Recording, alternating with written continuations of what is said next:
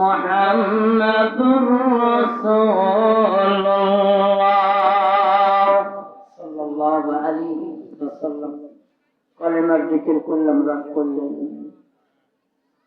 জবান খুলে কতক্ষণ রাগ করছেন? কলেমা জিকির করলে ভালো লাগে না খারাপ লাগে? আমি প্রত্যেকটা মাহফিলে এটা প্রশ্ন করে থাকি, এটা আমার অভ্যাস। কলেমার চেয়ে মধু কি আর কিছু আছে? কথা বলেন, আছে? মুসলমানের প্রথম হাতিয়ার, শেষের হাতিয়ার কলেমা। মরণের সময় যেই ব্যক্তির জবান দ্বারা কলেমা জারি হবে না, ওই ব্যক্তির কি অবস্থা হবে বলেন তো দেখি? সাহস করেন না? আলহামদুলিল্লাহ, আল্লাহ পাকের লাখ কোটি শুকরিয়া যে আল্লাহ তাআলা বাদ মাগরিব থেকে শুরু করে এখন পর্যন্ত বিভিন্ন জায়গা থেকে, বিভিন্ন মহল্লা, বিভিন্ন বাড়ি থেকে আমাকে আপনাকে কোরআনের মাহফিলে আসা এবং বসার সুযোগ দান করলো। এখনো যারা মেলা বাজারের মধ্যে আছে তাদের কপালে জোটে নাই, জুটবে কিনা তাও জানা নেই। আমাদেরকে আল্লাহ জোটাইছে, আমাদেরকে আল্লাহ কবুল করছে, যার কারণে আমরা রিয়াজুল জান্নাহ, জান্নাতের বাগিচার মধ্যে আসতে পেরেছি। জান্নাতে কি সবাই যাবে? এটা আওয়াজে বলেন, জান্নাতে কি সবাই যাবে? আরে মুসলমান কথা কথি ভয় করে, জান্নাতে কি সবাই যাবে? জান্নাতে সবাই যেতে পারবে না। যাদেরকে আল্লাহ কবুল করছে, যাদের আমল ভালো আছে তারাই জান্নাতে যাবে, যাদের আমল নেই তারা জান্নাতে যেতে পারবে না। একটা রিয়াতের মধ্যে আসছে, আমি পরে বলবো, যে আল্লাহ তাআলা জান্নাতের মধ্যে বসাইছে, ওই আল্লাহর শুকরিয়া আদায় করার দরকার আছে কি নাই? আছে, তাই না? সকলে একটু আওয়াজ দিয়ে জবান খুলে পড়ি আলহামদুলিল্লাহ। আওয়াজ হলো না, আরো একটু আসতে পারি আলহামদুলিল্লাহ। বিশ্ব নবী জনাব মুহাম্মদ রাসূলুল্লাহ সাল্লাল্লাহু আলাইহি ওয়াসাল্লামের উপরে শত কোটি দরুদ ও সালাম। বাংলার জমিনে কচুগাড়ি মৌজার উপরে বসে, কচুগাড়ি, মোল্লাপাড়া, টোনাপাড়া, নতুনপাড়া, বাইতুল মামুর জামি মসজিদের উন্নতি কল্পের মাহফিলে সামিয়ানার নিচে বসে ওই মদিনার দিকে লক্ষ্য করে আমরা একবার আওয়াজ দিয়ে নবীকে সালাম দিয়ে আসি। সকলে বলি সাল্লাল্লাহু আলাইহি ওয়াসাল্লাম।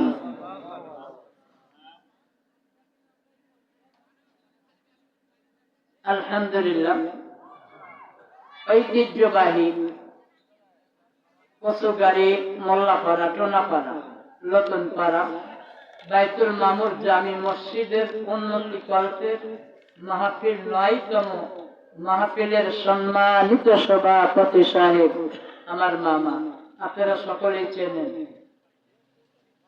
জনাব মোহাম্মদ মকসুদ মাস্টার সাহেব। আমার মামাকে আল্লাহ তাআলা যেন দীর্ঘ আয়ু দান করে, সকলে বলে আমিন। আর একটু জোরে বলে আমিন। তার কারণ আল্লাহ তো সবই কিছু করতে পারেন, তাই না? আমি এখানে আসার পরে কিছুদিন পরে, ৩-৪ মাস পরে খবর পাইলাম, আমার মামার কথা যখন শুনলাম, ওনার বাঁচার কথা না, উনি মাদ্রাজে, চীন দেশে, সেখানে আমার সাথে কিন্তু তখন পরিচয় নেই। আমি কানে শুনলাম যেরকম একজন মানুষ, উনি মৃত্যুর শয্যায় প্রাণ লড়তেছে, কিন্তু যখন আমি নামটা শুনলাম তখন আমি চিন্তা করলাম, আমার কলিজার মধ্যে একটু ব্যথা লাগলো। কারণ আমার মা মারা গেছে ৩১ বছর হলো, কিন্তু আমার মা একটা কথা বলে গেছে, সেটা হলো একটা আদর্শ দিয়ে গেছে। এবং যিনি আজকে আমাদের আপনাদের প্রধান মেহমান, প্রধান বক্তা, আমি ওনার হাতেই গড়িত, মৌলানা আলী আসগর, আলহাজ মৌলানা আলী আসগর সাহেব। উনি কথা বলেছে, বাবা, বাপের নামের নাম যদি কেউ হয়, আরো কিছু না পারলে একটু সম্মান যে, তাই দিলে সম্মান যে চল। মায়ের নামের নাম যদি কোনো মেয়ের হয়, যদি কিছু না করতে পারো, আপাতত একটু সম্মান দিও। যার কারণে আমি ওইটি ধরি, মামার নামের নামটাও বড় মামা। যেদিন শুনছি মৃত্যুর শয্যায় প্রাণ লড়তেছে, কোরআন সামনে, রাত্রি গভীরে আমি একা একা বসে আল্লাহর কাছে প্রার্থনা করেছি, আল্লাহ আমার রক্তের যদি তুমি মনে করো রক্তের না, তাহলে আদম থেকে ঈসা রুহুল্লাহ থেকে বিশ্বনবী জনাবি মুহাম্মদ রাসূলুল্লাহ একই রক্তে গড়া, তাহলে আমার সে আপনজন কেন হলো না, কেন হবে না? আমি আমার আপনজনের জন্য তোমার কাছে দরখাস্ত প্রার্থনা করলাম, তাকে সুস্থ করে আমাকে চেনার মতো ব্যবস্থা করে দাও। আল্লাহ তাআলা হয়তো গুনাহগারের দোয়া কবুল করছে কিনা জানি না, আল্লাহ সুস্থ করছে পাশাপাশি। আমি তো সবসময়ের জন্য খুশি, আপনারা কি খুশি না রাগ করছেন? আজকের মাহফিলের সম্মানিত সভাপতি সাহেব, আমার মামা মাস্টার সাহেব জামাত বরকতুল্লাহ আলিয়া, আমি তার জন্য দোয়া করি আল্লাহ তাআলার জন্য খানায় কাবার মুসাফির না বানায় মরণে ডাক দেন না, সকলে বলে আমিন। আজকের মাহফিলের প্রধান অতিথি উপস্থিত এখনো মনে হয় আসেনি, ও গণ্যমান্য বন্ধুবর, আজকের মাহফিলের দ্বিতীয় আকর্ষণ আমার বন্ধু মাওলানা মোতালিব হোসেন রহমান নাটোরি। আজকের মাহফিলের প্রধান আকর্ষণ আমার প্রস্তাব আব্বা হুজুর মাওলানা আল হোসেন মাওলানা আলী আসগর সাহেব। পর্দার অন্তর আড়ালের মা ও বোনেরা, সকলের প্রতি রইল সালাম, আসসালামু আলাইকুম ওয়া রাহমাতুল্লাহি ওয়া বারাকাতুহু। আপনারা কেমন আছেন?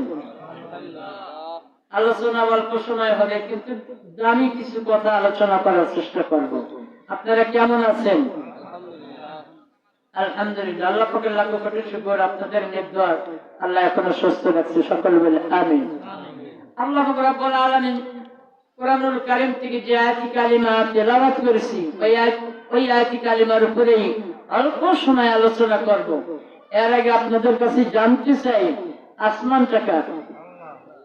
সবাই একটু জবান করে বলবেন, আসমান কার? জমিন কার? গাছপালা কার? বৃক্ষলতা কার? পশু পাখি কার? আমাদের বাড়িতে যে পরিবারের ছেলে মেয়েরা আছে এগুলো কার? বউটা কার? বলেন এটা আল্লাহ, বলেন সবকিছু আল্লাহ। আল্লাহ কি বউ আছে? কথা আছে কি? বউটা আদম আলাইহিস সালাম থেকে শুরু করে যখন আল্লাহ আদমের বাম পাজরের হাত থেকে তৈরি করেছে, আপনার আমার গুণে ওই রকম একই নিয়ম হতে পারে, হওয়া লাগবে, আর যে আসে যাই হোক। আল্লাহ তাআলা আমাদের প্রত্যেকে একজন করে সাথী সঙ্গিনী বানায় দুনিয়ায় পাঠাইছেন, যেরকম সুবহানাল্লাহ। পরের জায়গা পরের জমি ঘর বানায় আমি রই, আমি তো সেই ঘরের মালিক নই। পরের জায়গা পরের জমি ঘর বানায় আমি রই, আমি তো সেই ঘরের মালিক নই। জমিদারের ইচ্ছা মতে দেই না জমি চাষ,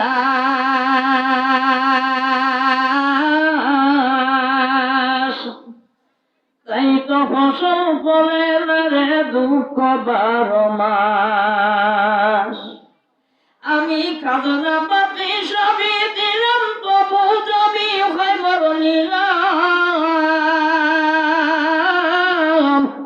আমি খাজনা পাতি সবই দিলাম, তবু জমি হয় মর নিলাম।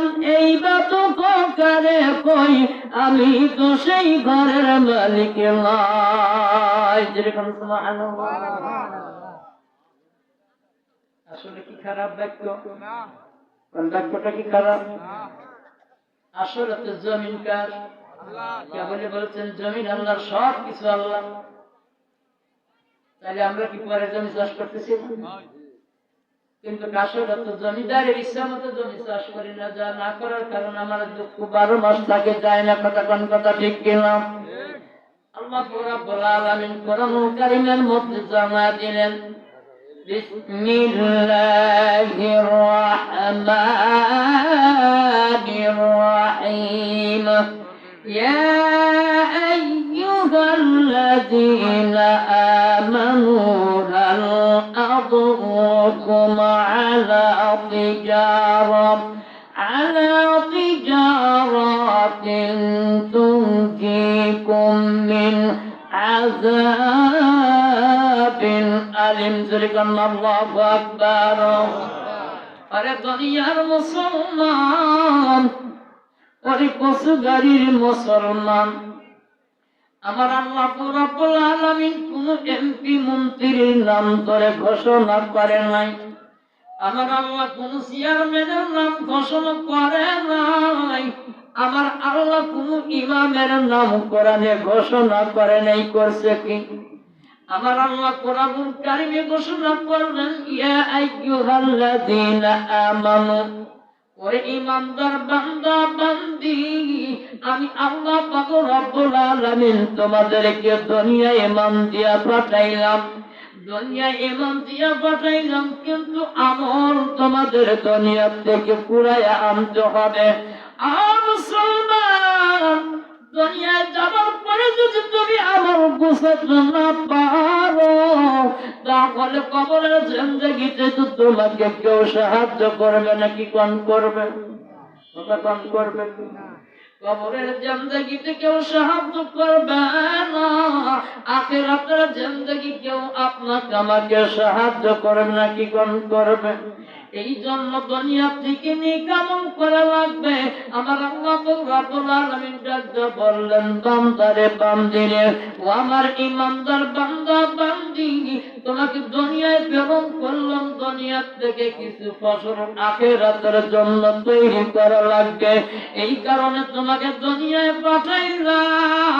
পাঠাইলাম এই কারণেই তোমার দুনিয়ায় পাঠাইলাম দুনিয়া থেকে কিছু নেক আমল নিয়ে আসো যদি বান্দা নেক আমল নিয়ে আসতে পারো বান্দি তুমি যদি নেক আমল নিয়ে আসতে পারো তাহলে তোমার জন্য 8খানা জান্নাতের দরজা খুলে ধরে কন্যা সুবহানাল্লাহ আরে মুসলমান এরপরে আমার আল্লাহ রাব্বুল আলামিন বললেন আযাবিন আলিম আমার আল্লাহ রাব্বুল আলামিন বললেন আমার হাবিব জনাবি মুহাম্মদুর রাসূলুল্লাহ বললেন ও আমার সাহাবারা আমি তোমাদেরকে কোরআন থেকে এমন একটা ব্যবসার কথা বলবো তোমরা শুনবে কিনা তোমরা আমল করবে কিনা সাহাবারা এক বাক্যে নবীর মহব্বতে বললেন ইয়া রাসূলুল্লাহ ইয়া হাবিবাল্লাহ নবী গো আপনি যে কথা বলবেন সব কথা আপনার আমরা শ্রবণ করব মানব আমল করব জোরে কন্যা সুবহানাল্লাহ পরে নবীর উম্মতের বল নবীকে যদি সাহাবারা ভালোবাসে আমাদের ভালোবাসা লাগবে কি লাগবে না কথা কোন কথা কোন লাগবে কি লাগবে না ওরে আমার বাবা একটু মন দিয়া দিনের কান্দে শোনা লাগবে গো বাবা আমি কিন্তু সব সময় আপনাদের পাশে আছি আল্লাহ পাক রব্বুল আলামিন ডাকতে বললেন আযাবিন আলিম আর আমার নবী এই কথা সাহাবাদের মাঝে বলে দিলেন সাহাবারে তোমাদের মাঝে এমন একটা ব্যবসা